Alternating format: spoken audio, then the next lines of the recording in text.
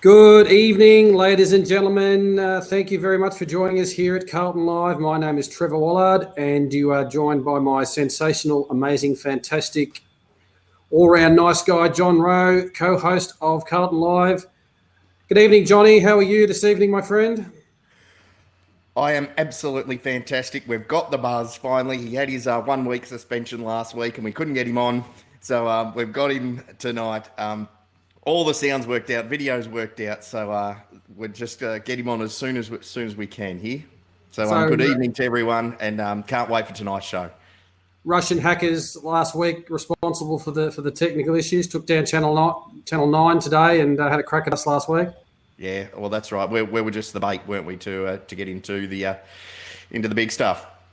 Yeah, no, really looking forward to this tonight. It gives us a bit of an excuse not to talk so much about the footy, but talk about the actual good old days when we actually were reasonably good. But we'll touch on a bit of that as well. Obviously, the WA show last night had a bit of a chat about the game. The Heatley will no doubt also have some stuff to say on Thursday night, but tonight, really looking forward to our guest. And if you've been under a rock and haven't heard, our special guest tonight will be the amazing Carlton great Peter Bosustow. So we're really looking forward to having a chat to him, and you'll also have a chance to ask him some questions throughout the night. So we can't wait to have a chat to him. And you'll see a link there up on the screen for our shop, our Carlton Live shop. We've got some Buzz merchandise that's up there. There's two prints, one of the 1981 mark and one of the 1982 mark. That if you buy those, Buzz will personally sign them and sign them any way personalised that you wish. And then you'll also see an auction for a jumper up there, which will be a new jumper with the number 4 on it. And Buzz will sign the number 4. And not only that, if we get a bid of $500 or more, Stephen Kernahan is going to sign the 4. And if we get a bid over $800, Kenny Hunter's going to sign the front. So without further ado, how about we bring in the great man? Let's do that. Evening, gentlemen. Peter Bosustow, a pleasure to make your acquaintance, sir. Thank you very much for joining us on the show. And Johnny, really well done for you to organise this fantastic guest of ours. Oh, you must have wanted the ratings to be boosted, did you, Trev? It's taken you 4 years to get me on, though. Jeepers, come on. Well, it's Johnny's mum and my mum that's traditionally our only guest, so this will hopefully get a couple more, mate. You wouldn't believe it. We've been really inundated with a lot of support and well wishes, and people really keen to hear and actually interact with you on our show. So obviously you're a much loved, favoured son amongst our audience and amongst all the Carlton supporters out there. Thanks, Trev, and pleasure to be on. And we haven't been going too well the last couple of weeks. I'm being a bit disappointed with that. But look, it's only 2 games in, and I think I spoke to John about this during the last couple of days, and I think, Trev, we need a bit of mongrel in the side, don't we? We need a Jimmy Buckley or Wayne Johnston or Brucey Dool, Jeff South. Yes, and but the first serious question I've got for you, Buzz, is, mate, is are you ready to lace up this weekend? Well, I have lost 14 kilos actually, Trev. I've been on a bit of a diet. My doctor has said that you must lose a little bit of weight. So, but look, I'll be very damaging in 5-minute burst, John. All right, 3-minute burst. All right. Okay. Well, some of those names you mentioned would probably walk straight into our side right now, even at their age. And mate, you're looking pretty fit yourself. So I reckon we could sit you somewhere alongside Harry Mackay or somewhere at the half-forward flank. I'm sure you'd fit right in and probably do some impact as well. Yeah, look, again, John and I were talking during the week that, the absolute, I think one of the greatest Carlton teams of all time was in the 79, 81, 82 era. Trev, we can go through every line. There was a superstar and an All-Australian on every line. That Southby and Harms in the pocket. Then you had, I've got to bless myself here, John, Dool, Perovic and Hunter. Oh, I still get shudders with that half back line. Yes, Bosustow too, Trev. And then, of course, Sheldon and Wells in the middle, and then that fantastic half forward line, Johnny, the Buzz, the Dominator, and Mark McClure. And then, of course, Fitzpatrick. Every line oozed, a general. And I think this side is lacking, Trev, with only limited, experience on every line. And but that will come with the experience that this side can muster, and the inclusion of Williams and Jack Martin, of course, this week. And I still got my fingers crossed that McGovern will come good for us, Trev. And I think it'll be a very, very good asset in the forward line if we can get him up fit and well. Yeah. Tell me, Buzz, 0 and 2. How would Parko handle the current situation of the current crop? Would it be mouth guards in at training, or would it be just some measured stuff? Or what would he be saying to our current group? I think the veins wouldn't have been let down by our trip. He used to have those veins that popped out, and you knew he wasn't very happy when he come out there. But I think it's got to get used to each other. The camaraderie and the bonding have got to be in that side. And with the 79, 81, 82, I know I come back to that a lot. But I think the main purpose why we won the 3 premierships out of the 4 years was the bonding, John. Was the camaraderie that we had with each other. And, we'd go to war with each other, and, we'd back each other up tremendously. And, it was just such a fantastic side to play with. And, it evolved into the mid-'80s as well with Sticks's dynasty, went into 95.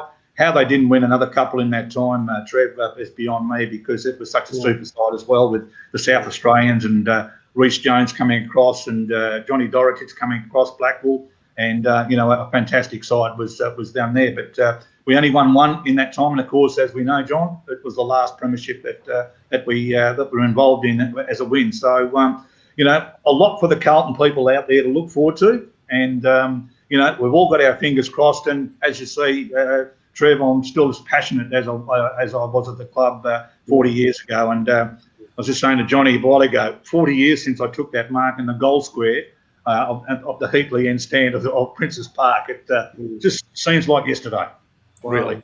Wow. And some of our fans, like Darren, actually remember it, and they're at the ground when you sat on his head. Great times. There was a very funny story. Can I go through the story, boys, with it? Absolutely. Kenny Hunter took a screamer the week before. McClure and I were out with injury against Melbourne, and Kenny took this skyscraper on the half back line, of course, like he usually did. And McClure turned to me and says, "Well, Buzz, he's just picked up the mark of the year, hasn't he? And that's the car, and you'll be lamenting." And I tapped him on the shoulder. I said, "Don't worry, sellers, I'll fix that up next week." And you wouldn't believe it, Trev. You wouldn't believe it. The planets and the stars all aligned, and just jump up. Johnny Mossop just did that little bit of a crouch, and when he stood up, he took me up with him to the stratosphere. In those days, Trev, of course, they didn't pull you off the ground for kicking a goal, but I saw the runner coming over to me, and I thought, "Oh, what am I doing? What have I done wrong here? I've done team rules here." And the runner said, "Get off, get off." Got near the boundary line, Trev, and saw the phone getting handed to me. It wasn't David Park and Trev, it was the Melbourne Airport. Buzz, can you see the jumbo jet airspace? Very nice, very nice. Now, Kenny Hunter won a car for one of his marks. What happened to your little push bike? You had to bring that up, didn't you? He often brings that up, Kenny Hunter, but he took an absolute fearless, ferocious mark against Richmond early in 1983. Trev, you're quite right there. And he often reports it to me, and often brings it up to me all the time. And no, Kenny is such a great gentleman. And John and I have been talking about this the last couple of weeks. I've gone through a little bit of anxiety and a bit of depression the last couple of months because of one thing that's happened. And Kenny Hunter's been terrific for me there, Trev, and he's sort of helped me through it and helped me through things. And he said, "Buzz, look, you just got to do it every now and then. People need a little bit of help." So Kenny's been absolutely fantastic. And what it was great to see a couple of months ago was Ken getting in involved in the Hall of Fame of the AFL, and absolutely, as you can see, I'm an absolute idol of his, and played a lot of state footy with him, Trev, of course, before we come over. And not a lot of people know this, but we did play our junior football against each other in the Perth Junior Council in under 12s and under 14s before Ken went over to Claremont, where his parents moved to. So we had a fairly good alignment of a football career, and of course ending up at Carlton and being in part of two, and Kenny, of course, with 3 premierships. Back growing up, mate, was it ever in your mind that it could be something over for you in Victoria in the VFL, or when did you think that might be on your radar? Yes, well, when I was 18, 19 years of age, I broke into the Perth side. They won premierships in those 2 years. They're Trev and John, and unfortunately, I was too young at the time, and they kept me back for for a couple of more years. But I was playing pretty good footy, and North Melbourne come over and knocked on the door first, Trevor. Not a lot of the people know this. And I did sign a Form 4 with the North Melbourne Footy Club under Ron Joseph, of course, the guru of recruiting in those particular days. And my father said to me, look, you're not big enough and you're not strong enough yet. I played a couple of state games, John, and got, ridiculously pushed out of the way. And, it was just wasn't, heavy enough, et cetera, et cetera. So my father said to me, no, you've got to play another couple of years in Perth. So I did that. When I was 21, 22, started to, really, really blossom. And at that stage, Trev, I was ridiculously dominating the competition in Western Australia. And so I decided to come, over to the mighty Vicks, and Carlton come a knocking. And a lot of gurus come over, Johnny, Keith McKenzie, Carlton guru, a chap called Brian McMahon. Brian was the personal recruiting officer in Western Australia who signed a lot of unbelievable players for Carlton. Wayne Blackwell, Kenny Hunter, myself, Rhett Baines, if you remember John, Rhett Baines, a chap called Alan Montgomery. Unfortunately, Alan passed away in the last couple of weeks. He was signed by Brian. And there was... just a plentiful amount of Carlton who's who. I think Wes Lofts was there too. So half of them went to see Kenny Hunter play, and half of them went to see me play on this particular day, Trev. We played South Fremantle with a lot of unbelievable stars: Maurice Rioli, Stephen Michael, Brad Hardy, a guy called Willie Rowe, Benny Bagona, and I ended up kicking 9 that day in front of the Carlton people. And they actually come to me that night and said, we want you to come to Melbourne overnight, and we are playing in Sydney against Essendon. Do you remember those days that the promotion game was on? It was a 4-point game. So Carlton flew me to Sydney to watch the Carlton-Essendon game. Now, they took me up into the grandstand of the Sir Donald Bradman stand, Trev. There was a big brown paper bag beside me, and Mr. Ellison said, Jim Ellison said, Buzz, if you sign with me right now for Carlton next year, you can have that bag in, which is below you. Now, a lot of people ask me, Trev, what was in it? A lot of coins, John, just a lot of coins. Just a Vegemite sandwich, mate. It was a Vegemite. Thank you, Trev. Yes, it was. And, of course, I signed right then and there. They wanted me to come over that year, Trev, because Jono and Wayne Harms got injured, and they couldn't play in the 82 final. So, but Carlton, of course, couldn't get a clearance for me for the rest of the 1980 season. So I did leave it, Trev, to the 1981 seaon and signed there.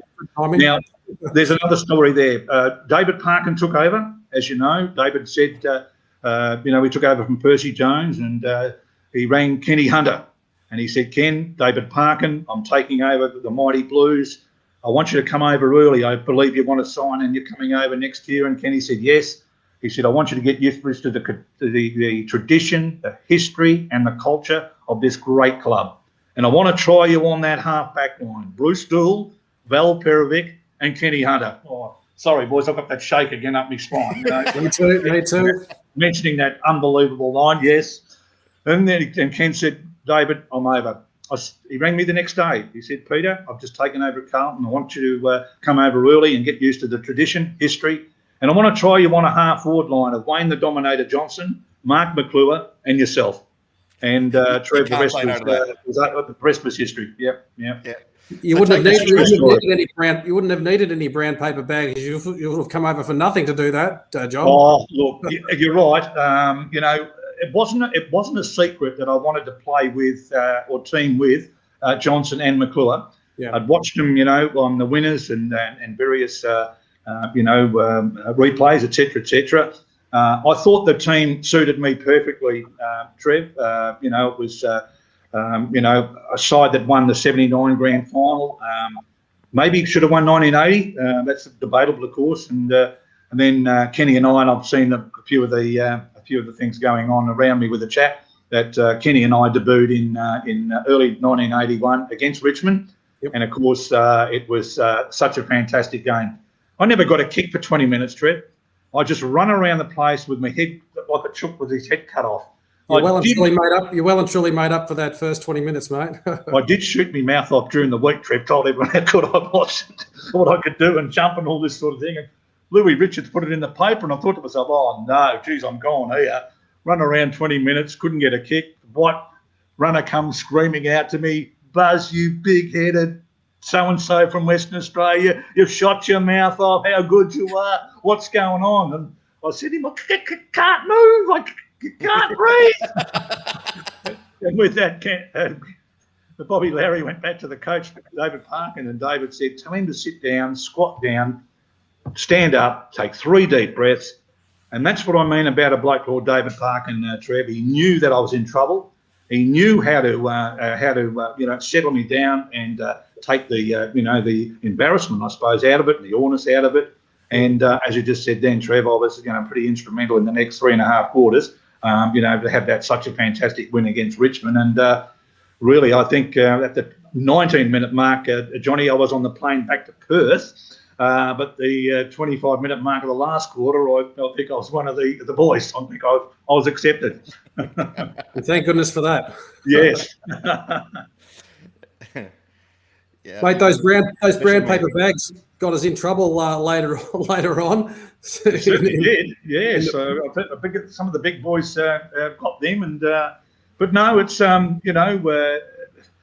Carlton had the membership. They had the coterie groups, and those were the times that it was allowed in those times. I think they called it checkbook recruiting. I think the draft come in, John, didn't it, to slow Carlton down? Absolutely. Because we had the opportunity to get the great players like in the end with Perth. Johnny Dorotich and Wayne Blackwell and. Some of the guys, Richard Dennis and Matty Clapper, all played in premierships for us. So, we did have the, Vossi Ditchburn was another one who come over out of the seconds at Claremont, John, and Kenny Hunter put a big word in for him. And, I think he might hold the record still with 13 goals in one game against St Kilda. So, but, we're talking about, Trev, a very, very professional and well switched on club in those days, and we were the trendsetters, weren't we? We were. If I'm not mistaken, the back to your point about the draft, I believe the first year was 1987 of the draft. Yes. Just at the end of that great big run that we had. So there's no doubt it was there for. Yes, no, it certainly was, and I was trying to get back to Carlton in late '86, '87 when all the South Australians come over, John, and.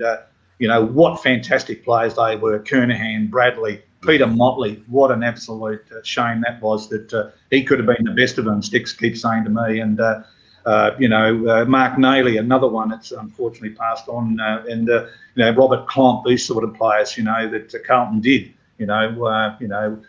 get these great players to the club. But unfortunately now, as I mentioned before, Trev, if you're on the Halls Creek way up north Kimberley of Western Australia, you may end up at Brisbane or you may end up at Sydney. That's the draft situation at the time being.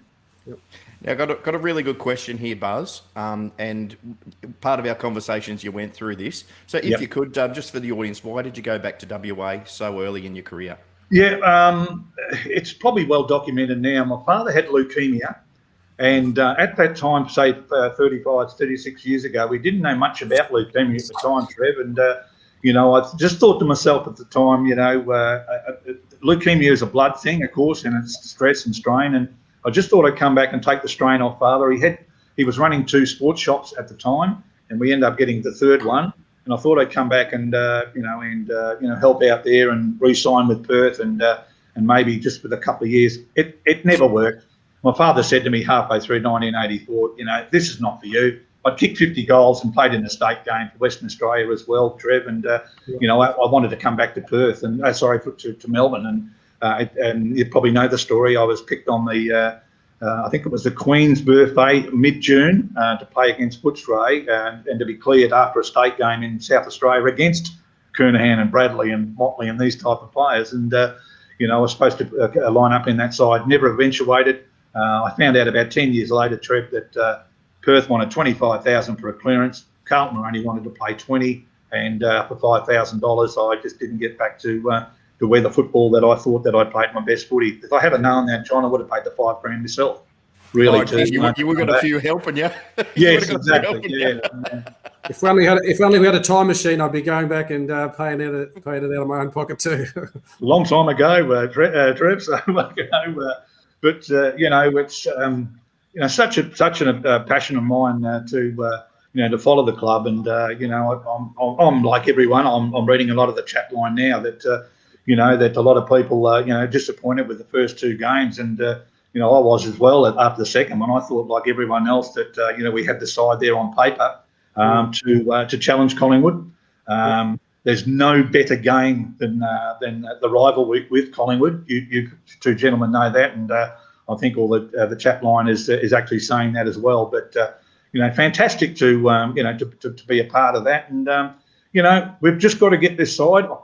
Well, I probably really shouldn't say that, should I, guys? Because we've been waiting for about 3 or 4 years now with these young blokes, waiting for them to come through. And I'm talking about O'Brien's and the Dows and the Setterfields and the Williamsons, and Walsh has been fantastic for us, and we've got some real good recruits now, in Williams and Martin, and we've just got to now over the next couple of weeks, really come out of our shell, get a bit of mongrel about them. If someone starts to push us around, push them back, or really get aggro with them and show them you're not going to push this Carlton Football Club jumper around. Ladies and gentlemen, we're very pleased to be joined by the fantastic Peter Bosustow. 65 games with the Blues, 146 goals, 1981 and 82 premiership player, of course. And as you can see by our audience tonight, they're really engaged in what you have to say. And we can hear the passion oozing out of you, Peter. Do you like doing these kind of things and engaging with the supporters still? How does that make you feel? Well, I certainly do, Trev, because, 40 years ago, people may have forgotten how good I was. So I've got to mention to them how good that I was. But I tell you what, John, you've got to back it up, though, don't you? You've got a big mouth like I have. You've got to back it up. So, no, it's fantastic to talk. And I still do a lot of, footy functions. People want to, come along and tell your story. And I do a lot of work with Mark Jacko Jackson and, Alex Jezelenko and Steve Kernahan, Kenny Hunter and David Rees-Jones, Dougie Hawkins. We all love and passionate about our footy. And we did play in a fantastic era. That's what I keep saying to people as well. And I was talking to a gentleman on Facebook this morning, and he said, Buzz, my little fellas don't even know who the Buzz or Jezza or Sticks or who these people were, but they do know when you tell them that Google Buzz up or Sticks or Jezza, and they say, what fantastic players they were, because, I suppose, John, you're not allowed to play like, we played. I played in the I could do those things that David allowed me to do and the team allowed me to do. Yep. Because, like running through a dipper, you're suggesting that maybe one of our boys should draw a line in the sand and and do something like that? Well, I had 17 effective tackles one day, Trev. I don't think a lot of people know that, but David Parkin usually says that, and that's how you win your place in a side. And that's what I'm looking for some of our boys in the next couple of weeks to do those sort of things. They're called 1% things that David Parkin was very, very, very, strict on. A smother, a tap on, Trev, I go back to the 1982 grand final. We lost Ross Ditchburn at the 26-minute mark of the first quarter. I come on. We only had 19 players for the rest of the game. We played against a powerful Richmond side that, really should have won that game by panels of fencing. But the side that we had then, and I can mention all of those particular players, Ashman, the only superstar we had in the side. The rest were champions and legends of the game. But, it was such a great side to play with. We trusted each other. We went out there and won that game only and pure and simply because we were a champion team. Yeah. And I think that's what I'm trying to say with this current side, Trev and John, and our viewers and listeners, and that they've got to get it with each other. They haven't got any mongrel in the side. I don't think there's a lot of camaraderie there when someone does something great. A smother, a tap on, a great goal. Get around him, pat him on the back. We're with you. You're with me. That you're in a great side like Carlton, and I'm hoping to get over there in the next couple of months and go down to the club and if they want me to come down and talk to the guys, some of the guys there, I certainly will. And we want our side to be up and going, and we deserve it. And of course, we deserve real success in the next 6 months, and of course into the future as well. Maybe they should hit the nightclubs like they did back in the 80s. That might be a good bonding experience for the boys. I think you've got that spot on too there. But look, we were a scallywag side. We used to go out Saturday night and drink the house down. But by Sunday, you had to come to training. So if you wanted to get yourself whatever, you had to come to training. David was very strict on that. And by Tuesday, you had to be up and going again. And nowadays, mate, it's lattes and Instagram. That might be. Well, it's snakes and Gatorade. That's what it's all about, glucose or whatever. But no, it's a different game now, Trev, isn't it? It's a different game of football. There's different strict instruction. Even COVID, of course, has made it different last year with hubs and et cetera, et cetera. So, it is a different game of football. It's really built up now with speed. And I think a lot of it's confusion. In the old days, Johnny, it was skill and courage, wasn't it? Some of our players ran through brick walls and had the Carlton Football Club jumper that they wanted to win for, and that's part of I think it was part of the culture then, John. They didn't play for much money in those days. I think when Kenny Hunter and I come over, we were probably two of the highest players there. And then I think that the money sort of started to balloon up there when we were over there. So, I suppose I was, a little bit trailblazing, for the results that the boys are getting now. $800,000 to $900,000 for some of these players. I won't mention names, Trev, but gosh, it's a lot of money to pay for someone to miss goals from 20 metres out, don't we? It is. I said that with a bit of tongue in cheek, actually. That's okay. Again, ladies and gentlemen, we're very pleased to be joined by the fantastic Peter Bosustow, and we really appreciate Johnny Rowe for organising this for us. It's a pleasure to have him on our little show here that we love, and again, it's a pleasure to bring into all our guests. And so we've been inundated with calls and comments. So looking forward to hear from you, Buzz. And Johnny will mention a little fundraiser we're doing throughout the show. Of some prints of your two fantastic marks. And also a jumper, which will be auctioned off on our Carlton Live show, and Johnny will do some of that later on. There's one of them, Trev. There's the big mark over Timmy Jess, and there's Roddy Ashman underneath there, looking up into the heavens, and Mark McClure again there, and Trev, that one's in 3D. So it's a new one that one of the the Carlton supporters have done for me, and that's of course up for sale there, and John's put it on the website for me. But no, look, something I'm very proud of, guys. I do flippantly bring them up, but I'm very, very proud of those things, and proud of the goal of the year as well, because it did something for the side and I think we all was doing that for the Carlton Footy Club in those days. So Trev, we were a team within a team that whoever had to do something unbelievable, like Kenny Hunter, a courageous mark, Wayne Harms, a tap in from the first seats of the grandstand in the '79 grand final, something like that, that has to be done. That side in those days certainly did that. So it's fantastic to look back on past memories. And thanks, boys, for bringing that up. I did forget a lot of those things I used to do. No, that's fine. We won't let you forget that, Buzz, and neither will. My wife just yelled out, "Sure you did." Sure you did. Mate, you walked into 1981, and obviously those names were there that you've gone through. Yeah. was it something that you thought, how easy is this? Obviously, except for the first 20 minutes, how easy is this game over here? Did you realise that you were going to be a successful team at that early stage? Was it something that was there for you, even though those names were there?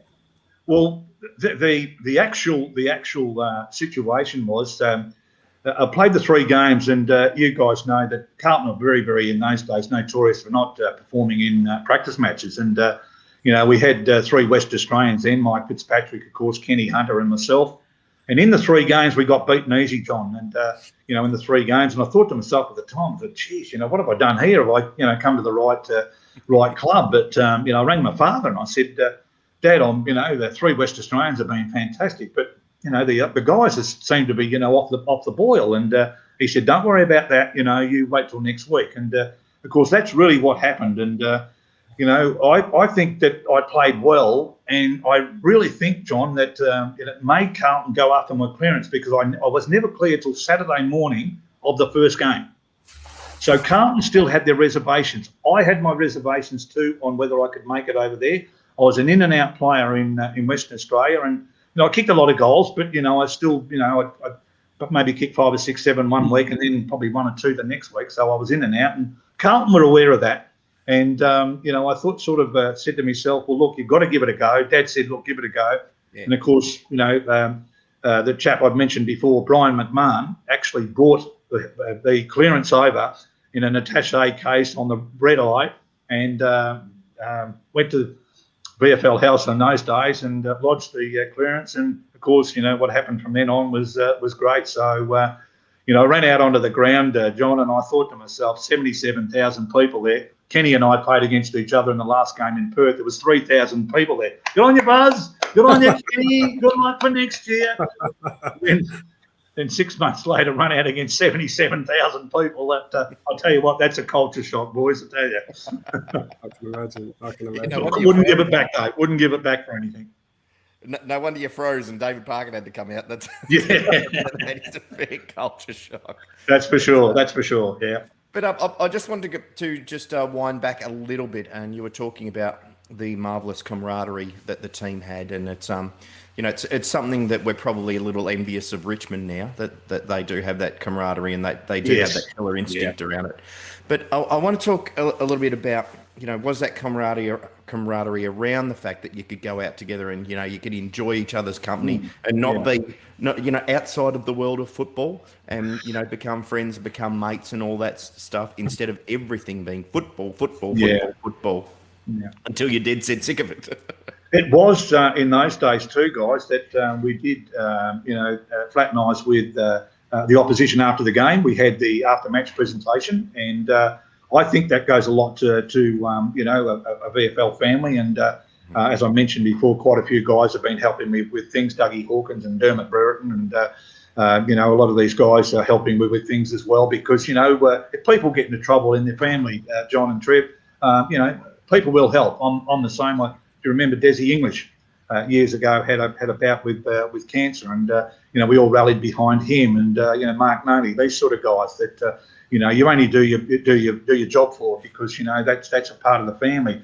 Now, Johnny, they have to get on a plane, or they have to get on a bus, go to the plane. They don't know each other. They've got football on their mind, as you just said, all the time. And in those days, we used to go out Saturday nights and enjoy ourselves. But just for that, probably that one day that we could do it, and that got us away from the rigours of the VFL football at the time. But in 81, 82, it was just starting to, get very, very serious. And, some of the contracts that were coming out then, guys, was quite stiff. And, we had, some great people like, biochemists and physios and all that sort of thing. And, training regimes, on the next level. It wasn't like the old, circle work and footy trip that, they used to do in the old days. It was, really sustained stuff that David Parkin and his group brought in, and other sides was doing it as well. John Kennedy's and the coaches that were super coaches in those times. So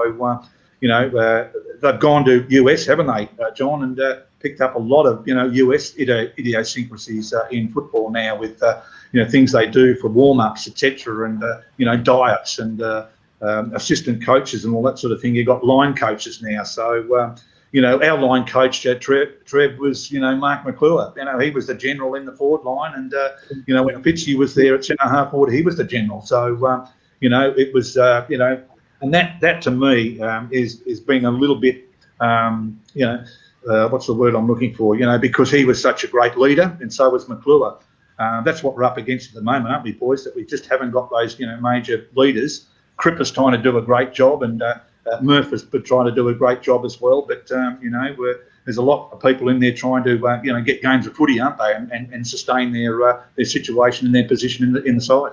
Yeah, you're certainly right. Now, here's a great question for you, and I do miss this. I do think it was a fortress for us and was worth at least 4 games a season. Did Carlton ever lose a game at Princes Park during your playing days? I think 2. We got beaten by Essendon, if you remember the Fitzpatrick taking the ball time waste, Trev. Yep. We lost that game. We were 23 points up with 4 minutes to go. That was the actual day I had the 17 tackles, actually. That's a true story. And we lost it in the last 4 minutes. That I think we just got a bit big-headed. We thought we'd won the game at that stage. And, of course, Neil Danaher, the fantastic, chap that's going through a lot of, heartache at the moment with the MND, the motor neuron. And he kicked, I think, 3 of the 4 goals, John, and won the game. And then I think 2 or 3 years later, we got beaten by Geelong by a couple of points as well. But I do remember another one, John. We got beaten by Collingwood by a point at Princes Park. What? But we went back to Victoria Park, Trev, and beat them by a point. There's nothing better than to go into Victoria Park and winning by a point and coming off that game and handshaking the Collingwood supporters after the game. Yeah, right. And you walked out alive. That was my next comment, John. We got out alive. Yeah, I only went to Vic Park once, and that was to play for Collingwood in the Little League. And even back then, the Little League, we were playing against Essendon. Collingwood was playing against Essendon. Even the kids were getting spat on. And of course, I just saw on the screen, Simo retiring, Daisy retiring. They're all great leaders of the club, and this is why I mentioned, someone like McGovern coming back and being a great player for us, and we need Charlie Curnow back there, don't we, guys? And that's all a part of our future. And hopefully, within the next couple of weeks, Marchbank is another one that I do like and do rate a bit. And and the signs are there, guys, that we can get out of this little bit of a rut and show the members and supporters and our great loyal supporters over the years, something to look forward to in the next couple of months. Well, as I talk a bit about the mental side of footy these days, and it probably back in your day you didn't have a terminology for it. It was just good old-fashioned, confidence, and you guys were full of it because you had the success, you had the you had names there, and obviously you had the camaraderie. Did that sort of figure for you back in those days that you were full of confidence and you went out there knowing that you could do that and win no matter what the circumstances? How much did play in your success, do you think? I think that's a very, very good point. And, we had very, very much confidence in each other.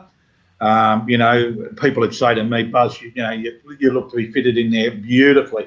Every time you picked the ball up, John, and you looked left and right, you had Harms and Sheldon one side and you had Marku and Ashman the other side. All you had to do was throw a handball out and they'd make you look good. And that's a true story.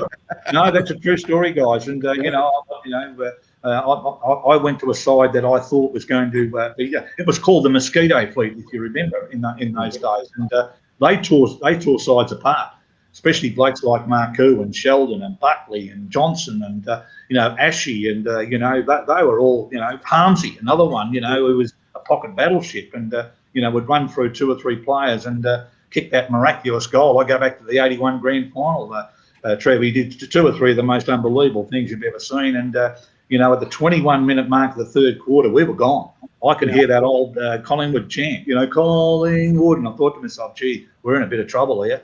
Harmsy did something spectacular. Jimmy Buckley kicked a fantastic goal. We could have gone in 24 points down at three-quarter time. We only went down about 9 or 10, and David Parkin come screaming down the race and said, they're gone.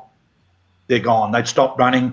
The two things that Harmsy and Jimmy Buckley did was outstanding, and that's all back through to if you've got to go, John, you've got to go. And I think that was a side that complemented each other. When you had to do it, Trev, they let me do the most outrageous things.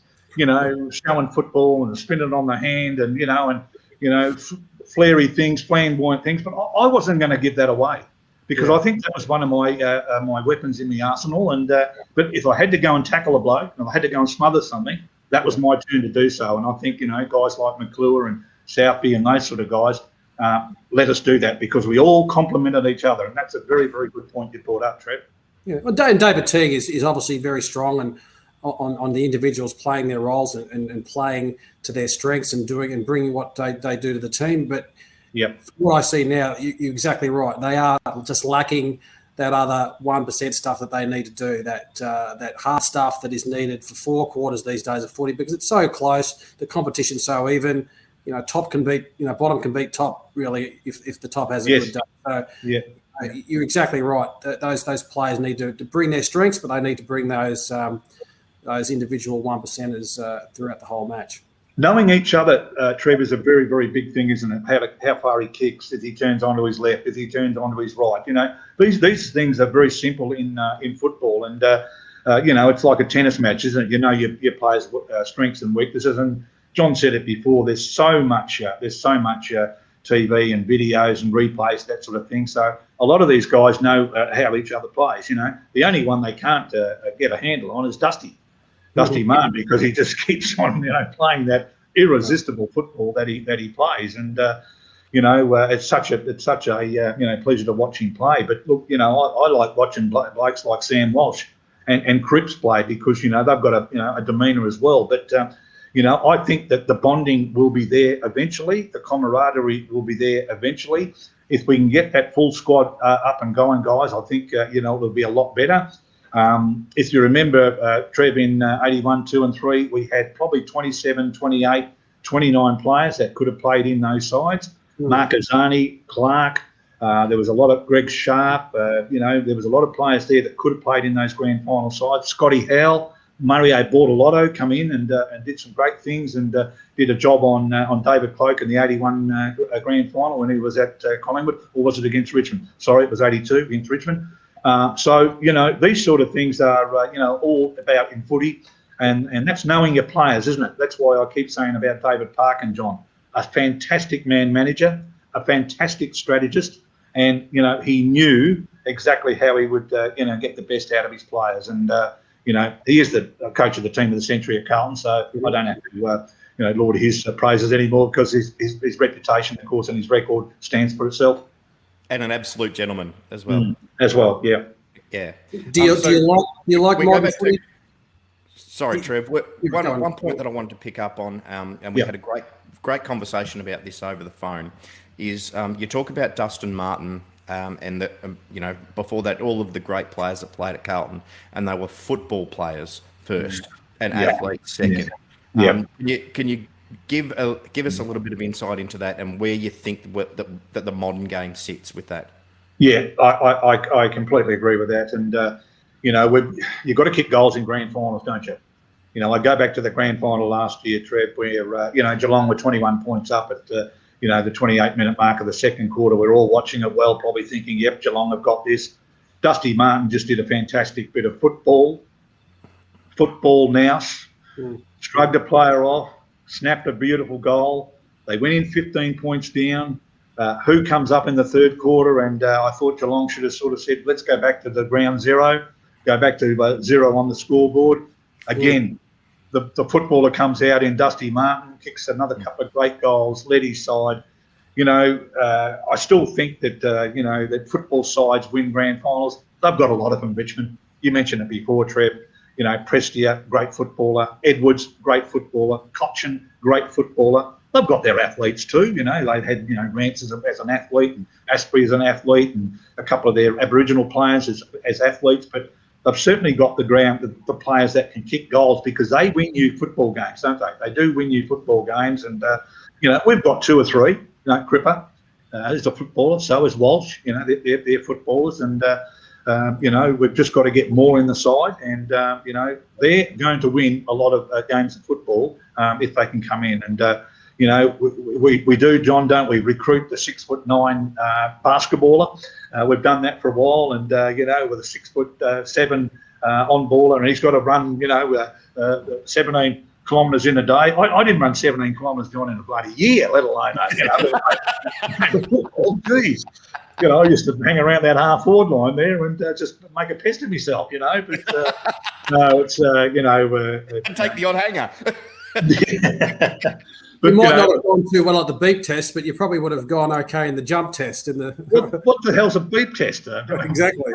Exactly. I know what it is, but there's a funny story there. If you've got a couple of minutes there. In the old days, Johnny, you had to run a 15-minute run, and you had to run 9 laps. David Parkin said, no VFL footballer, if they don't run 9 laps in football.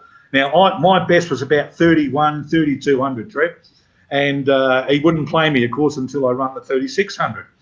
Well, I had an old friend of mine who I stayed with, and a lot of the Carlton superstars and legends stayed with, a bloke called Leo Brooks. I don't know whether you guys know Leo. Leo went back in the arc ages. Mike Fitzpatrick stayed there, Brent Croswell, Mark McClure, Wayne Johnson, myself, and countless others. Leo was a fantastic worker for the Carlton Footy Club.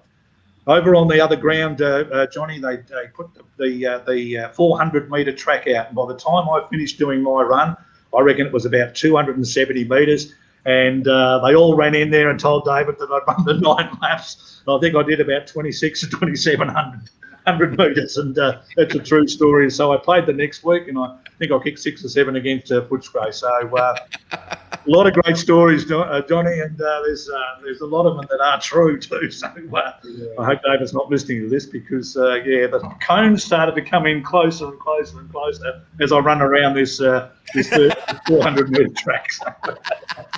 Shout out David Parkin if you're there. Yes, you're getting a phone call very soon from him, aren't you? We had Wow Jones on last year, and he was worried that he's still worried that Parko was listening into some of the stories. That's how much fear he still got, obviously, from you guys. Well, there's another name, Trev. Wow Jones probably virtually won the 82 grand final for us. Yeah. You know, he took Mark Leon, you know, at the percent of bounces and all through that game, and I believe some of the statements he said to him was absolutely, you know, a bit out there. But you know, Wow just rucked for the entire game and took them on, and you know, they were going to belt us in that game, John. You know, and they started a blue at about the 20-minute mark of the first quarter after Kenny Hunter was poleaxed. If you remember that big shirt front that Jimmy Jeffs gave him, and nowadays, guys and listeners, you know, Kenny wouldn't have come back on the ground because the concussion protocol would have got him, and we wouldn't have used Kenny Hunter. And Kenny, of course, was nearly BOG in that game, and you know, we wouldn't have been able to use him at the concussion protocol. But he come on, and I think this day, John, until this day, Kenny does not remember anything about the 82 grand final. Shit. Mm. Yeah. Only, of course, because of replays. Yeah. How's he doing? How's he doing physically? Is he doing? Yeah. No. Well, as I mentioned before, Kenny's been you know, really good in my corner for various things, and you know, he's been you know, fantastic with you know, mental health with people. His story has gone out there, as we know, Trev, and has gone out there to a lot of people. And he did mention a little bit in the Hall of Fame several months ago when he accepted that. And no, Kenny's in great spirits. He still lives in Melbourne, and as I mentioned before, you know, to you off air, John, he's rang me and said, Buzz, please tell anyone that if they want the jumper signed, you know, I'm only too happy to sign it for them. And if they want it personally signed, we'll personally sign it for him as well. That's what sort of characters that we had in those times, Trev and John, you know, just fantastic people that we still are, I still am very, very, very good friends with. Yeah, so no, it's amazing that you've still got that relationship. It's fantastic. Yeah. So let's absolutely get into the merch. For those who missed the top of the show, the link is now on the bottom of your screen that you can go and buy some merch. We've got a 1981 and 1982 marked signed prints available to buy, and Buzz will sign those personalised to you. if you buy them and ship them to you. Yep. Your address. And we've also got a signed Guernsey up for auction. Now, this is the way it's working.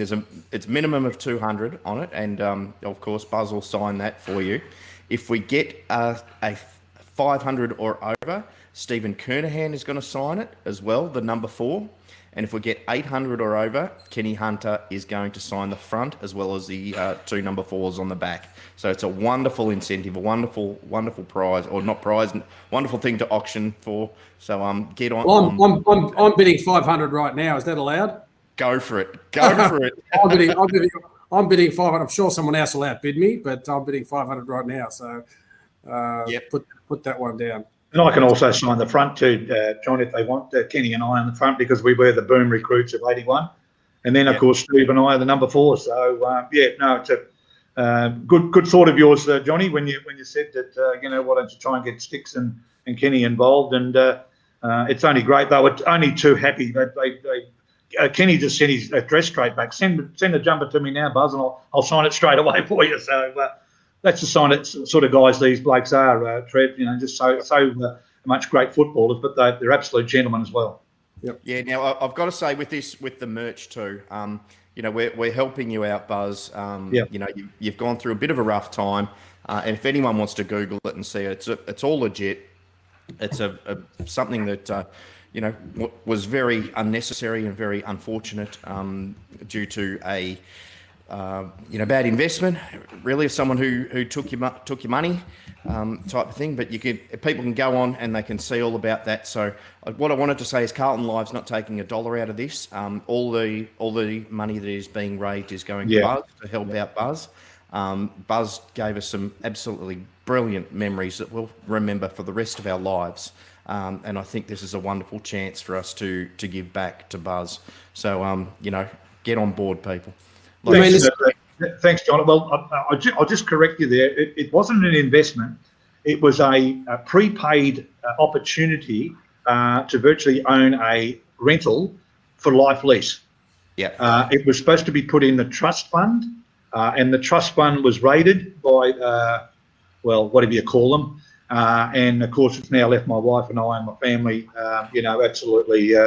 I've got to pay rent again, and it's just hit us at a very bad time. And John, it was no investment regarding going down to the pub and having a bet and having it on the stock market or anything like that. It was something that was supposed to secure our future. Yeah. It was a financial product that ASIC had actually approved, and ASIC are the watchdog of the financial product. And as I say, we did. Filter this money over in good faith. We're supposed to be in a trust fund where that'd pay our rent. And as I said, 2.5 years later, John, you know about it. I woke up one day, my wife and I woke up one day, and there was no money in the account. And it's cost about 110 other clients in this particular scheme, Trev, about $28 million. So, it's something that, we're very, upset about. And, we're just trying to get back on the horse. And it's great to see the chat line that's coming through. There's a lot of great people out there in Carlton, and giving us good support, and I really appreciate that. And my wife's looking in the background, and I think it's the first time I've seen a smile on her face for quite a long time. Yeah, good on you, mate. It's a very small thing we can do, Buzz. Obviously, you went out and did what you did, and had a great love for it, and still obviously have a great love for it. You brought an amazing amount of enjoyment doing what you love to us and our audience and the broader Carlton community. And footy clubs and supporters, that's what we do. We're like that. And even though we could do with a couple of $1 million for our amazing technology we've got here, as you can see. I just read a chat line there, John. Buzz was a good player. Can I tell you about the day that Jack Dyer called me a very, very good ordinary player? And Lou Richards rang me and said, Peter, what did you think of that? And I said, oh, Lou, I'm probably a good player, but a good ordinary player. So South Melbourne come up on the next Saturday, John. I kicked 8 and took 3 of the biggest marks I've taken in football. And Lou asked him on the Channel 7 Sunday football, well, what do you think of the good ordinary footballer now, Jack? And Jack said, well, he's a very, very good ordinary footballer. So, at least I went up in expectations, that's right. Maybe that's where we find our problem. We've got a couple of good players and mostly ordinary players right now in the team. Right, too, yes, yeah. Mate, just back on the prints, we're going to have you sign and give off to some audience members and some Carlton supporters. You obviously were very renowned for the marks in those two in particular. Was it something you set yourself in the back of your mind, knowing that you could take those marks? Did you think, well, let's have a crack at these, or you just saw ball, got ball, and you've been happen to do it better than most? A lot of people ask me that particular question there, Trev. And at school, I was a pretty good high jumper. I would be sort of 13, 14, 15, jumping 6 foot, 6'5", whatever in those days. And I always was a pretty good mark, and that's balls out, of course. But and again, I wasn't going to lose that. When I first come over, Carlton wanted me to put on stone, because I was only about 11.5 stone in those days, and I played at 13, nearly 12, 10, 13 stone, and I didn't really want to lose the leap though, because I thought that was one of my my assets. And and as you just said then, Kenny Hunter's asset was his fearlessness. Yep. Bruce Dill's trait was his ability to read the play. Mike Fitzpatrick's ability was to general aside. Yep. All our players on different lines. I read that before. We had champions and superstars on every line, and that was that's why we were such a good team, because. We had those traits in all lines, and to answer your question, no, I wasn't going to give that away, and I was a pretty clean jumper too. There's a lot of them that like Kappa, would put his hand on the shoulder and boost themselves up from there. So I had a pretty good leap, and I did use that to my advantage, and of course, The 83 mark of the year was mine too. They give that to Kenny Hunter, if you remember, Trev. And Channel 2 gave me the mark of the year, but I got a. They gave me the push bike. Yeah, that's Kenny got the $50,000 Land Cruiser. He lets me have a drive of it every now and then, John. I hope it was a Malvern Star. It's good of him, wasn't it? Yeah, that's right. Yes. And does he let me know about it too, guys? But no wonder he's so keen to sign these things for you. Land Cruiser, he's driving a long way into all his fans. Absolutely, yes. Probably worth it. Buzz, I've got another question for you that I really want to know the answer to myself, and we haven't really talked about this. Is because you're a big fan of McGovern, and I haven't seen it at the moment, what he's capable of. Yeah. I didn't watch a lot of Adelaide games, because I've got no interest. But you're a big fan of him, and I want to know why and what you see in football terms that makes you excited about McGovern for our fans, because a lot of our fans are very dismissive of him and want to get rid of him. So I'd like to hear your opinion. Yeah, really, his timing is out. And the timing is out because I think he's not fit enough. I think he may be carrying an injury. He did last year, of course, and I think the year before. And, I think, the best thing he can do, guys, is have a full pre-season training and a full pre-season to do the things that you want to do. I think Macca's problem is that his timing is out. I remember him in Adelaide, just timed to perfection, marched in packs and, and slipping in front of people and that sort of thing. But, with the 2 or 3 guys that we've got in there, like Harry Mackay and a big Levi Casbolt, he tends to be flying against them, which I don't think is a very good, situation to have. We just don't need the 3 of them flying together, So I think if Macca can get himself really fit, I've still got confidence in him. I know I'm probably talking out of turn here. A lot of people say, he's hasn't been the player that we want him to be, and he probably can't be the player. But I've still got me hopes that he can come and get some real good weeks into his legs. I do believe Trevor's not far away now. I think he's not far away from selection now, and we need those type of players. I think he's one of those footballers that can win us a game. Because he's got a great mark and he kicks the ball pretty well.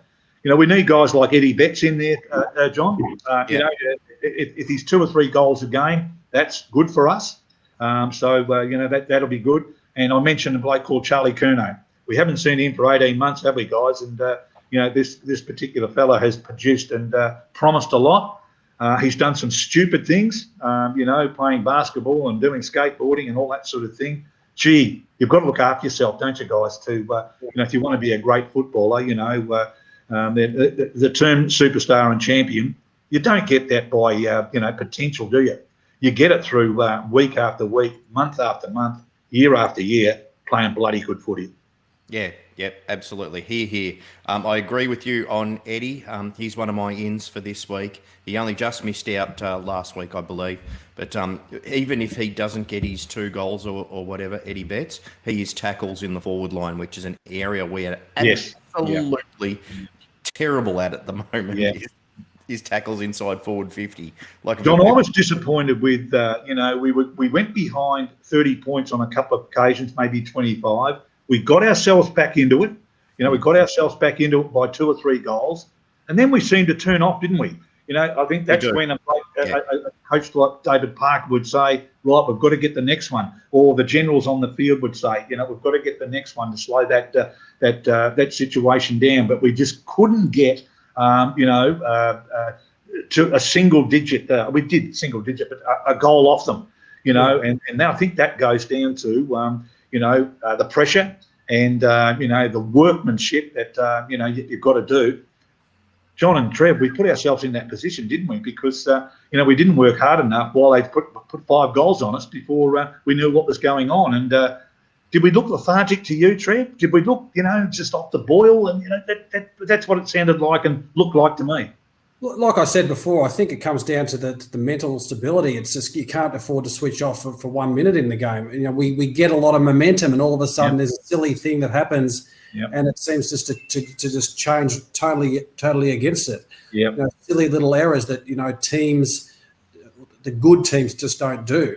A turnover, Trev, a turnover or a missed kick. Correct. We'll miss a goal, it'll be a 12-point turnaround, and that'll just drop our confidence to that level, and you just can't go back and get those things in those footy. But if we get ahead and we can get some confidence in ourselves, and the kids get confidence, I'm bullish on our side. And Fremantle game is imperative. We say it every week. Fremantle, we've got Gold Coast and Essendon. Get a couple of wins under our belt, and confidence can be can be anything. I thought the this is my opinion. I thought the Casbolt selection was a mistake. He looked way off the pace. I thought Oscar McDonald probably should have come in. He did a pretty good job the week before against Richmond. Levi maybe have to have a couple more games in the twos. I did read out some of our social media that there might be 3 or 4 changes this week, and maybe Levi might be one of them. And bad for me to say, John, Murph might be another one. He looked a little bit off the pace as well, so I don't know whether he maybe have a niggling injury. But once you go on that footy field, guys, you've got to be 100%, and there's no excuses, is there, in today's footy? The game's there to be won, and when you've got to go at a certain time, you've got to go. And we've been talking about a lot this hour or so that we've been going. And what I mean by that is that you can't let the side down by those things you just mentioned, Trev. Are we not ruthless enough in selection, Buzz? And I'll ask you this question in particular. There's not necessarily been guys performing in the twos, and not less so we haven't really played a lot of twos games or scratchies. But is it a point where you just play these games, play these kids without them necessarily earning a game, and put them up there in the expense of the guys who aren't performing in the ones, or do you make them earn a game? It's a bit of a conundrum. I'd really love to hear your thoughts. Well, it's experience, of course. If we were talking this time last year, Trev, we would have said the same thing about Jacob Wiedering, wouldn't we? And Wiedering was absolutely hovering on a knife edge there, whether they were going to drop him or whether he was going to go the other way. He went the other way, Trev. He become an outstanding player because he believed in his confidence, and he believed in his own ability. We need people like Setterfield, Marchbank when he comes back, Dow, O'Brien, these sort of guys, Fisher, to come up from C grade, B grade players. They've got to come up another cog, and they've got to become. We've got some A-class players there. Sam Walsh, Williams now, Cripper. We need a lot more. We need a lot more A-class players. We may not get that, John. We may not get that, but they can come to B plus or B double plus and become pretty good players for us. And that's what I'm looking at. That's what I'm looking for in the next 3 or 4 weeks. I'm a very, very hard taskmaster, guys. I look at our game, pretty critically. And you mentioned it before, John. If someone overturns the ball or doesn't put his body in, or misses a target, I get pretty mean and snaky on him, and because it is hurting the side, as a one, major contribution to that particular game. And you mentioned one then. I remember someone missing a goal from 20 metres out. He hit the post, I think. They went straight down, Trev, kicked the goal. We've done 11 points, haven't we? Yep, we have. Yeah. Look, it's to all those points. I was never a good footballer, but tackle, smother, punch at the right time. Those simple things. They're the things that we've got to get back. My head just got in the way. That was my footballing ability. I was able to do that.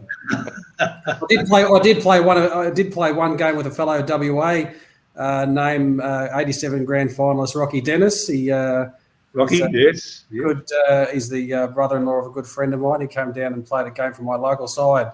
This is a long time ago, but there's a name from WA. I'm sure you know. Yeah, no, Rocky, very, very good player. See him at functions here in Western Australia, Trev. So, really good. Tight as a fish, as you know what, so I'm sure he doesn't buy you a beer. Some people say I'm like that too, Trev, but, you can do what your auntie can do with you. But, no, look, there's some good points there. And what you're saying there, John, is that if you can't take a great mark or kick a goal, you can still talk, you can still shepherd, you can still smother, you can still get in someone's way. And, that's what I've been talking about for a long time now during our, hour or so on the TV, that we've got to get back to these things. People say in Western Australia, when I do training sessions over here with young fellas, Trev, Peter, Buzz, what's it like? Why are they so good, much better than us, the Victorians? Well, they don't do anything different. They just do basic skills a lot better, and they do them at tempo, which tempo is the quickness of how you do it. And the quicker you get, John, is the better you get at it. So I tell a lot of these people, it's not a magic wand. It's not, a spell. It's something that you've got to work on yourself. And I think, Trev, you just mentioned it then. We've got to work a lot harder. We've got to get a lot bloody meaner. We've got to get a bit of mongrel in us. And, hopefully those kids, will now experience winning form, not losing form. And, so do you stick with some of these guys that might not be performing and just stick them straight out and bring other guys in and see how they go, or do you back them in for a few more weeks? According to their fitness, I suppose, Trev, is a big thing. So that's something that I'd look at. Is Levi looked to me to be struggling, didn't he? He a couple of times there he could have gone for marks, but he looked like he was out of puff. I just thought to myself then, geez, he's not ready. And Murph looked like he wasn't ready. And, I don't know these things. This is my opinion, guys. But, you've got to have people in there, especially when you're playing Richmond, especially when you're playing Collingwood, who are our main rivals for 120 years. You've got to have those guys, up and going, ready to go and do anything for you that you have to do. And Mitch Robertson did nice to have back in the side. He was one of those guys that would put his himself. Yeah. I a few years ago, guys, I hammered Sticks Kernahan, who was the president at the stage, to go and get someone like Campbell Brown, who was a meathead, but he might have protected Murphy, Judd, a couple of our running players in the midfield, and we need a big body bloke. That's what we said before, didn't we, Trev? That we need probably someone like a big body player around the place that, I saw things last year that, the 81, 2, 3, 4 side and the mid-80s and the 90s side would not have put up with. You know, going over to Weedon and shaking him like a rag doll. Yeah. You know, picking on Dow and picking on Walsh and picking on these sort of players. Johnny, they wouldn't have got away with it now in those days. And I want these players not to get away with it now. I want that Carlton Football Club jumper now, which I was absolutely delighted to wear. You know, I was favourite for a Brownlow medal halfway through 1981 trip. But, you know, the thing that I wanted to be, I wanted to play for that bloody CFC jumper. That was the thing that I wanted most. And, you know, I was getting the respect of players that, you know, that really respected me in that time. And, you know, I just challenge these guys now, you know, to come on, you know, play for our jumper, our great jumper. You know, you played for the Carlton Football Club, the greatest club in Australian football. In the universe. I still believe that, guys. I still really do believe that. And listeners, you know, if you want to keep, you know, chatting away there, you know, keep with us, you know, keep supporting us. A couple of people said to me during the week, "Oh, bloody been with them for 40 years and I'm letting them go," and it's my thing. Don't let them go. You know, blokes like Kernahan and Hunter and Dooley and Southby and Reece Jones, they're all mad for the club still, guys. You know that, John. You know that, Trev. And, you know, listeners out there that are listening to us now, you know, support the greatest club. You know, we're not going through success, but we're still the Carlton Footy Club. Yeah. And this from Adrian just completely wraps that up. Can we get Peter to come into the club and repeat all of this? Because I reckon everyone in that club needs a bit of a dose of just what you said. Well, I honestly believe that, John, that, you know, that we've got to have a shake-up. Johnny, you remember a guy called Wes Lofts? Yep. Wes Lofts was the chairman of selectors, and if you got called into his room, you knew what you were going to get. You know, if you were going to get a roasting, what you didn't do on the Saturday, you know, you knew when you went in there, you were doing that. And, you know, I just call for that. You don't have to do it. You don't have to do it in a silly way, or you can't do it in a way now that you can grab a bloke and shake him and whack him and all this sort of thing. But, you know, you can still sort of tell him the Carlton way that you should play football. So maybe that's all it is, Buzz. Maybe it's just that, you know, we just need to get rid of a bit of that niceness. We need to get that bit of a harder edge. You know, we need to maybe be a bit more fiercer on the selection table and bring those players in that are just going to just do everything they need to do. Put their bodies in there and show the players who might not be doing that's what they need to do to perform at this. It's got to be Saturday. It's got to be Saturday or Sunday, whenever the game is this week, Trev, doesn't it? It's got to be this week. It does. Yeah, absolutely. You're playing anyway. You've got the call up, Buzz. They've got the 23rd man happening, so there's a fair chance we'll slip a brown paper bag over on the and we can work you out to be the 23rd man. Is there any increase on your 500 yet, Trev, or you've got to purchase it? Not too sure. Oh, but Johnny will go in there and let us know. Having a look now, guys. Talk amongst yourselves. No, but I've actually heard what you're saying, John. It's a line in the sand now, isn't it? A lot of clubs talk about it. A lot of clubs mention it, and they do what they think they have to do. But you know, I know this team very, very well over here, Fremantle, and you know, they've got those runners, you know, that may you know, cause havoc with us, but. You know, if we play our own game, it's on our own home ground. So, you know, we've just got to. I did say that last week too, though, Trev. We've just got to win this game. But this one is a must. It would be remiss of us not to just mention and talk about quickly, and it's a shame that it's got to be quickly. We could talk for 3 or 4 days to you, and we said the same thing to wow, the joy that we're getting and having a chat to you, and the joy that our listeners are no doubt getting, and obviously this show will be up for people to see for ever and a day. You know, the 81 and the 82 grand finals no doubt have got a special place in your memory. You know, that's what obviously the footballers play for. Maybe just touch briefly just what those kind of memories mean to you.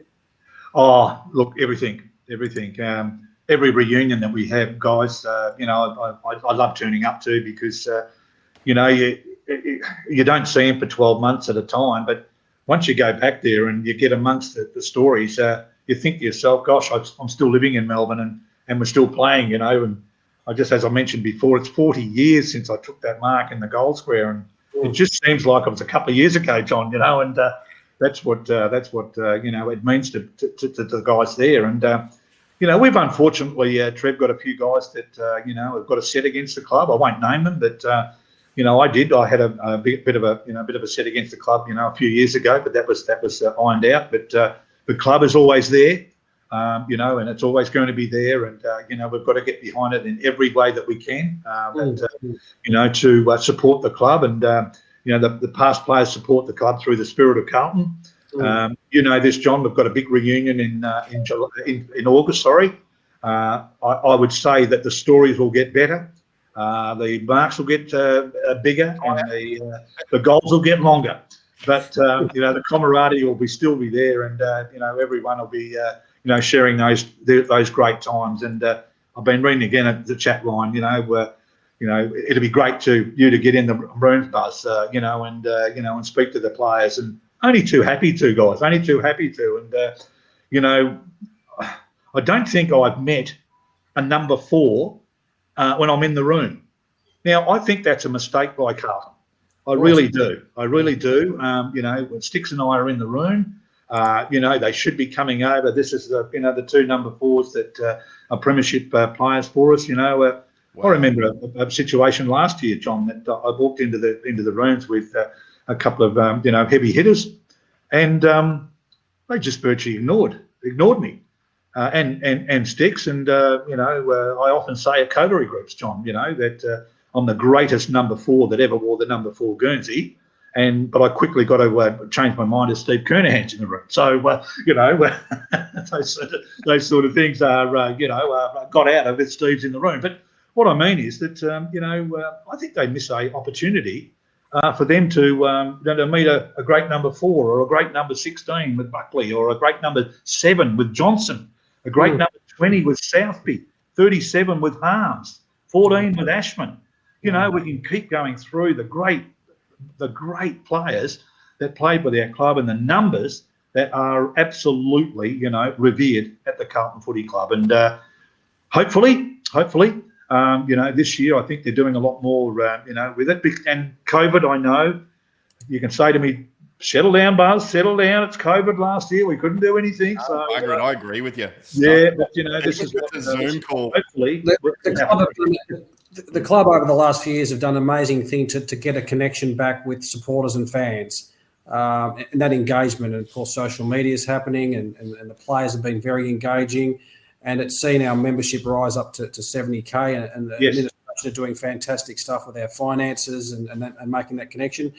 But you're right, Buzz, and that might be just that extra thing that's missing now, and that is that connection for the players now to that history, to the people that are still there and still in connection with the club.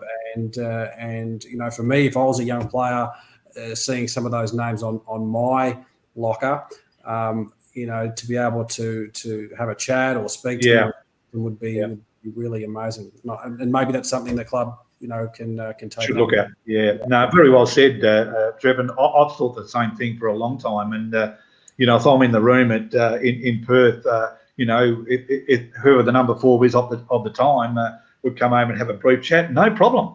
No, I'd love to do it. You know, love to do it. And you know, he's got a jumper that I absolutely revere.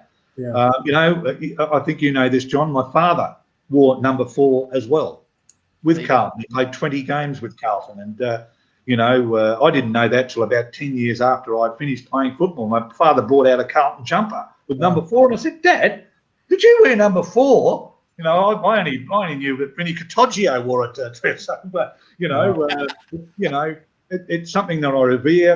You know, my father and I played in the number 4, so it is, you know, a very, very significant, you know, piece of merchandise, I suppose, to me and my family. You know, I was a bit disappointed that my son didn't get an opportunity, you know, some 6 or 7 years ago. That you know, he wasn't ready at the time. But you know, football changed in those days from you know, being a you know, a heavy set player, thick set, you know, do those sort of things, to a running game. And of course, the running game got you know, with running 20 metres in 3 seconds, Trev, and zigzagging, these sort of things, and it got to the stage where I think the games just sort of let him by. But no, look, you're completely right. They've got to be very, very careful who they give these numbers to, and that's my own opinion. That's something that I've looked at over the years, and you've only just brought it out, saying what you've just said. Yep. Now, could I just go back to the number 4 Guernsey? No one has put a bid on yet, and let's go through what this is again. The offer, what's on offer today? Today only, you've got. We're going to keep this going. Oh, we're going to keep this going, aren't we, for a little while? The auction opportunity. Yeah. But what we've got is a number 4 Guernsey of Carlton, going to be signed by Buzz, and he will personalise it if you wish on the number 4. And if we get to $500, then Sticks is going to sign it as well, the number 4. If we get to $800, then the wonderful Kenny Hunter is going to sign it as well. So there's a wonderful incentive. You'll get an absolutely wonderful piece of memorabilia, and all funds go to help out Buzz. No money goes to the club, no money goes to us. Everything goes to help out Buzz. So get on there. And appreciate that very, very much, Carlton Live. It's fantastic. And just reading on the chat room there, our club captain, the Doc, presented Williams with his jumper, which I thought Simo might have been, called up to give the jumper to him, number 6. Yeah, a bit strange, wasn't it, that one? But, particularly when Simo's around the club, but with the AFLW. So that's interesting. Oh, maybe, but I think in general terms, I think we've done it pretty poorly with our numbers and our legends and our our superstars and that sort of thing. I know that we've had problems with COVID and timeage and all that sort of thing, but a lot of blood, sweat and tears are winning premierships, guys, isn't it? And it'd be good for a lot of these players to tell some stories to these young fellas, and get them introduced to how many countless hours went into winning premierships. No, and I'm sure the club will take some of that on board as well. We've got some connections with the club, and if they're not looking at that already, I'll be very surprised. And you're 100% right that connection is got to be there. We are a proud club, full of history, full of the most success, and the players hopefully can feel that. That's exactly what we're saying, aren't we? Yeah, we're saying that we just want to give these guys a kick up, I suppose, if you know what I mean, John. If it inspires someone to to do something on the football field that you did years ago, or Sticks did years ago, or Craig Bradley or Diesel Williams. We've got so many superstars and so many legends. Jezza, we haven't mentioned Jezza all night, and he still does things for the club that no one. You got number 25 on your back too. I see you there, Johnny. Yeah. So what an absolute gentleman and what an absolute superstar he was for the club, and maybe Trev, the best player that ever played the game. Oh, now I say that because he could do anything. Yep. He could jump in the air. Yep. He was an ex-rugby player, if you remember. He was. Trev, he could kick goals. He kicked over 100 goals. He's a general on the field. Please, ladies and gentlemen, what else do you need? What else do you need to put him in that category? What a man too. What a man. So again, a proud Carlton, supporter, and we'll do anything for the club as well. 100%. Yeah, look, it gets back to the current players knowing what they're playing for, and to have one of the legends or several, come up to them and say, right, I wore this number, and this is what it's all about. This is what it means to me. That could only instill that in them. Yeah. That's probably a good point. I don't really want to push. If I'm in the rooms, I like to see who's on, and I often go back to the coterie group and say, oh, gee, Sticks is, he's on his toes, and Justin Madden's going to have a great game today, and Braddle's, God, he's jumping out of his skin, and I sort of just go down for that. I don't really want to, push in, and they're doing things on a time basis, Trev, aren't they? They've got to report to an assistant coach or a line coach or whatever at the time, and you just try and keep out of the way. And but I think it's something that like we said, Buzz, if we got you in the rooms and we managed to put that number 4 near you, a quick rinse in the hair and we'd stick it out on the ground, and I reckon you'd probably get 6 or 7. You're very kind, Trev. You're very kind. Not so much nowadays, but with 2 hip replacements, and but you still. We talked about this before, didn't we, guys? That you've got football nous, and you never lose football nous, do you, Trev? You always know what to do, and even the situation now with the bump. We used to know when guys were going to bump us, and we had that 6th sense, didn't we, in those days that you knew someone was going to bounce you, and David Parkin used to say, keep your bumper bars up because that protects yourself, and they may not run into you and and maybe concuss you or whatever from there. But I suppose it's just, as we know, a different game now. It's do you like Monday Footy, Buzz? Do you like watching it? Do you like how it's played? Do you like the sort of the strategy that's involved? Obviously, the scoring's changed a little bit. Is it a game you like to watch personally? I don't like watching the 100-point losses and wins over teams, Trev. But I love the close games. I love the Bulldogs and the Eagles game because the result was in doubt to the last minute of the game, and that was terrific. And those sort of games are few and far between. I think we've got to get these teams a lot closer. Very disappointed with the way Fremantle and the GWS played, and we just mentioned our team. Very disappointed with the way that we played, because we did play our main rival, our most hated rival. These are sort of things that you've got to, and you mentioned it before, John. Got to instill into these players. That they're only 3 kilometres apart, but they're our worst enemy. And we don't. But that was drummed into me, Trev, when I first went over there. Buzz, we don't lose to Collingwood, and of course Collingwood don't lose to Carlton. That's why the rivalry is so good. Yeah. It's so good, and that's why they get 120,000 people at a game of football in 1970, where saw Carlton put up the greatest comeback of all time in a grand final, and we beat Collingwood in the next 2 or 3 times that we played them in grand finals as well, because that was drummed into us by the old school, John, the old school. That were Carlton people, that they knew the rivalry was there. So maybe we've meandered on into the last 25, 30, 40 years that we've lost that rivalry. So let's get it back again. Can I ask you a question? I absolutely agree, because they are the things that keep this whole competition, this whole sport going, and we can't lose that, because then all of a sudden we'll start losing to every single other code that's out there. We need to get those passionate, bloody hate. Yes. Feelings back again, those love hates. Now, I wanted to talk about the elephant in the room now, because you've talked so wonderfully about those rivalries. What was your thoughts on a certain player laughing and joking with the opposition after the game? Yeah, I did see that. He did have a few goals kicked on him, apparently, too, I was told. I know exactly who you're talking about. No, I don't think it's on, John. I don't really think it's on. It's we go back to the 80s and 90s. I don't think those guys would have put up with that. And I think that's why these guys have got to get a different, I think, mentality into the game. And I suppose that's a part of football, Trev, isn't it?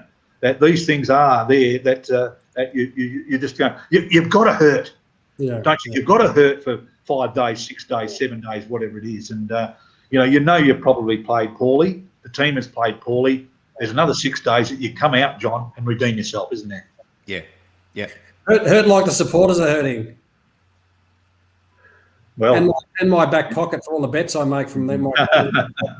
Well, according to social media and a lot of talk back, Trev, you're completely right. Even last year we were supporters were really suffering, and members, etc., etc., and. Even the first 2 games here, we had high expectations, didn't we? I think, guys, and The Collingwood one hurt the most because we've just spoken about the rivalry. You don't have to get yourself, Johnny. If you've got to get someone to stir you up and get you going, when you're going out to play in front of Collingwood, in front of 75,000 people, sorry, yeah, you don't belong to us, really. I'm sorry to say that. There might be a few people there that might take umbrage to it, but games will be there to be won, and we've got it now. We've dropped 4 points and we've dropped 8 points with the two sides that we've got most rivals with Trev, and we come up against a side that we probably should beat as well. We must beat them. The 4 points have got to be ours, and that might spark our season going because just keep an eye. I might do a Helen D'Amico. I'll keep my clothes on, but if we lose, we're not doing so well against Freo, you might see me running out there on the ground at 3/4 time, stirring up a few blokes. I might not be able to afford to pay for that $500 bid because I might be paying a bit of a fine for running out in the ground, but I'll see me running out there.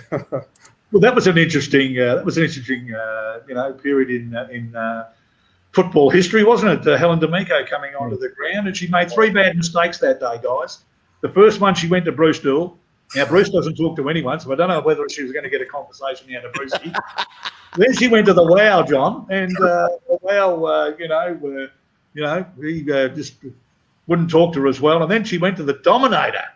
The Dominator grabbed her in by the scarf and threw her around and threw her off the ground. So, she made 3 bad mistakes that day. And, we kicked the next 3 goals after she come on the ground. So it was a poor thing by Richmond to try and pull on us, to slow us down. But we kicked 5 goals in that quarter, guys. And Fitzy kicked a couple of goals and Ashley kicked a couple. And we went from about 10 points down to about 10 points up. And, the last quarter was an absolute beauty. That They kicked the first 2 of the last quarter, and then that was on for young and old, and just great memories. And these are the memories that I'd like to pass on to the guys when you're talking to them in a confined space that you can have might be a sly beer with, and the current players, just to say, well, this is how good it was when you beat sides like Richmond and Collingwood, because they are our great rivals. 100%. It's interesting with the Helen D'Amico story, and you talked to Wow Jones. He said he was going out with such a personality at the time who was he was so scared of what she was going to say. That's why he ran away from Helen D'Amico. You would have just on her head and taken a mark. Wow, Buzz, that's what you would have done. Well, we haven't really got to the characters of the club in those days, guys, did we? But Wow was an absolute fantastic character of the game, and such a colossus. I remember walking into a room and the 6'11" man mountain with 3 pick handles across the bow, and me kicking a ball to him and running down and saying congratulations, Wow, and I had to look about 2.5 feet up to his head, and he was just such a colossus, and very good for the mosquito fleet too, Trev. Because they were a target in those days, and the big Wow and Fitzy and McClure, were great, combats for them, and I mentioned the mosquito fleet again. What sensational players they were: Marcoux, Harms, Sheldon, Buckley, Johnson, Ashman, unbelievable players that, I had the common opportunity to play with. Yeah. Harms was such a powerhouse, and Jeff Southby, like every time I walk into a room now, Jeff Southby comes up to me, first one he comes up to. Yeah. I'm thinking to myself, gee, Jeff, I'm only just a three-year player with you, with the club. You're a legend of the club, and a team of the century. But this is what sort of camaraderie and bonding that we had in that side, and 3 out of 4 premierships. Trevor, really, 1980 we could have won that, and 1983 we could have won that as well. So there was a dynasty there of five premierships, and I often say to Sticks Kernahan the same. I said, Sticks, why didn't you win a dynasty with that great 95 side you had? He said, Buzz, they're all getting along over 30. Peter Dean, Madden himself, Bradley, Diesel. You know, they're all over Sauce. You know, they're all getting over the side of 30, and you know, but what a great 95 side that was. And you know, I often look at that actual replay, John, and I just revere at it. I just think to myself, Kernahan, you're such a great general, and those guys wanted to play for you. You know, and he generaled that side unbelievably. You know, and that's what great sides are all about. They've always got those generals in the side that really take hold of the side. You know, when the coach is not on the field. We haven't got it at this stage, guys and listeners, and you know, we're getting there. And this is why we need these guys like McGovern and Curnow and Marchbank and you know, these guys back in the side to. How do you rate young Silvani? Do you think he's got the makings of a long-term footballer? Where do we put him, Trev? Where do we put him? He can't play back. He can't play midfield. He's not quick enough. I think he's got a bit of nous in the forward line. I think his last game he was tackling very well. I think they may have sort of said to him, "Look, you've got to get another string to your bow. You know, you might have to be a fearsome tackler. You know, for us." I think he did that. I think he did pretty good. You know, so I think we've got to keep him around the forward line. You mentioned it before, John. We've got to keep that ball in the forward line a lot better than we have done in the last 2 or 3 years. It just comes out of there far too quickly now. And you know, Eddie was good last year with his forward line tackling. And I remember that game, I think, against the Gold Coast, John, wasn't it, that he laid on 3 or 4 fantastic tackles that almost won us the game when the Gold Coast were going forward to maybe snatch the game from us. And you know, I was screaming at the TV, you know, tackle, you know. So right. But no, that's your question. I think up forward, Trev. It's got to be up forward, and you know, once we get that forward line structure into some sort of normality. You know, I think that might be a good position for him. McGovern fit and really gunning hard. Casbolt maybe really fit. Curnow in the side. We've got options then, guys. That's what I'm trying to say. We've got options then to explore things. So, but until then, we've just got to pinch hit, don't we? Really. So for the next couple of weeks. Correct. I think I might have to have a Crown Lager, boys. And you know, you're drinking away there, and you're making me very, very thirsty. I think my wife's going to get me a water though. we better organise some Uber deliveries for you. A nice slab of Crownies, I think. There it is, the water, Johnny. I couldn't get the Crown Lager. Is that one of your sponsors, by the way, boys? Crown Lager. It will be now. All right, last question, then we'll wind this up. If you were at the selection table this week, what would you be doing? Okay. It all depends on, of course, fitness of other guys. But okay, so Martin is out, and really? Fisher is out. They're both mid-term injuries now. Who was the other one, John? Sorry, Fisher and Martin. Oh, Fisher. Yeah. Well, I'd play Kennedy. I think he's been pretty good in the twos over the last couple of weeks, I've been told. I would play Eddie if he's available for some goal kicking. And realistically, whoever's available from there. You've mentioned Stocker a couple of times. I think we've got to give him a go, John. We've got to give a go. That's right. That mongrel we're after. That's why we've got to give some of these players some game time, don't we? And that's another one of them. And so I don't know whether McGovern will be ready. Is he available for selection? I don't know. So question mark.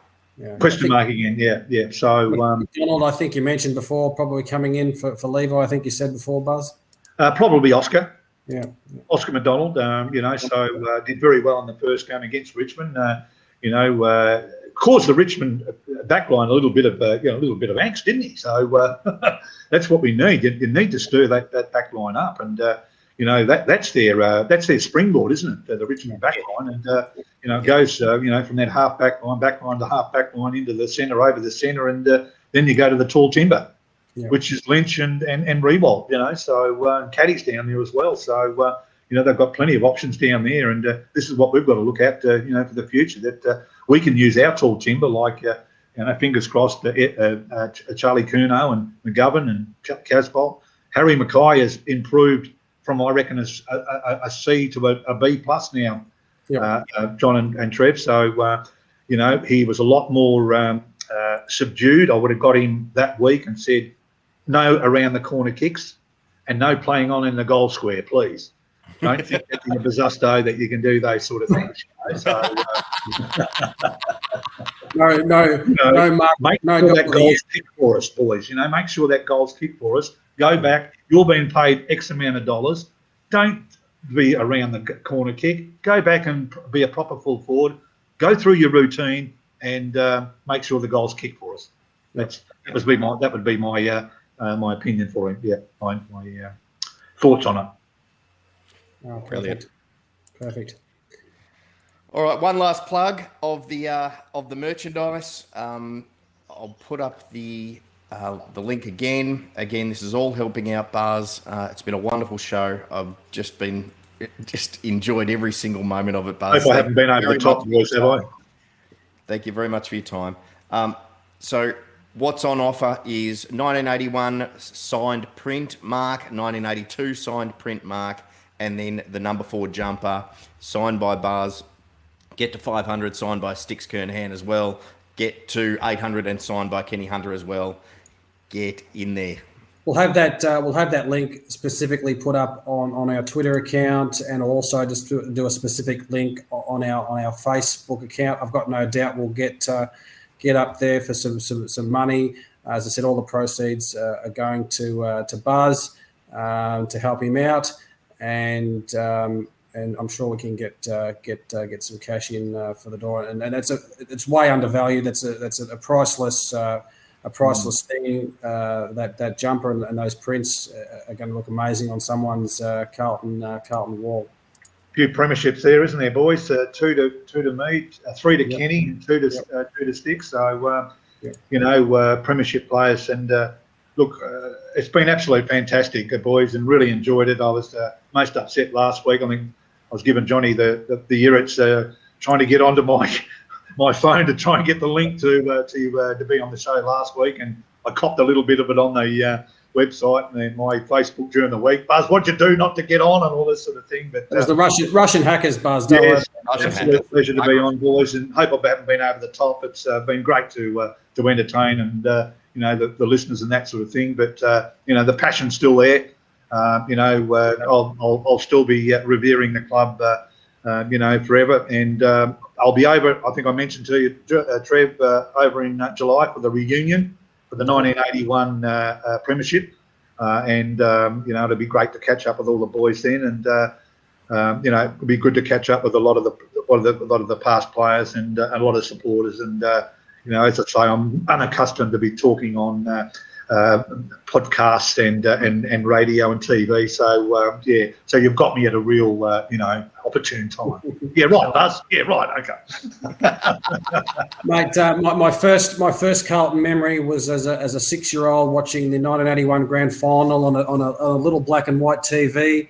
I was down the road in a Collingwood household, and I was the only Carlton person there. That's my first memory, and the name Bosustow was mentioned many times from that point on, and of course in the next year following that. So, from my perspective, it's been a real privilege to be able to talk to one of my Carlton heroes, and I know for a fact that it's been a real privilege for our audience to hear from you. And Johnny, really appreciate the work you've put in to facilitate all of well, first of all, getting Buzz to our show and getting the merchandise sorted out. You've done an outstanding job, Johnny, and the website, of course. We can't thank you enough. Can't thank you enough. Absolutely a pleasure there, guys. And again, John, thank you very much for your input there. And Trev, very professional and great to speak to you. And any time that you want to build the ratings up again, you know who to ring. We're doing Kenny Hunter or Wayne Johnson. Yeah, that's You took the words out of my mouth. Thanks very much, guys. Good on you, Buzz. Thank you very much. Buzz. Evening, everyone. For joining us tonight. Thanks, Johnny. Yeah. Good evening, viewers. And check the website and the link for the auction and Twitter, and those will keep going. And it's all going to a fantastic situation. Cheers. Good night, everyone. Thanks, Buzz.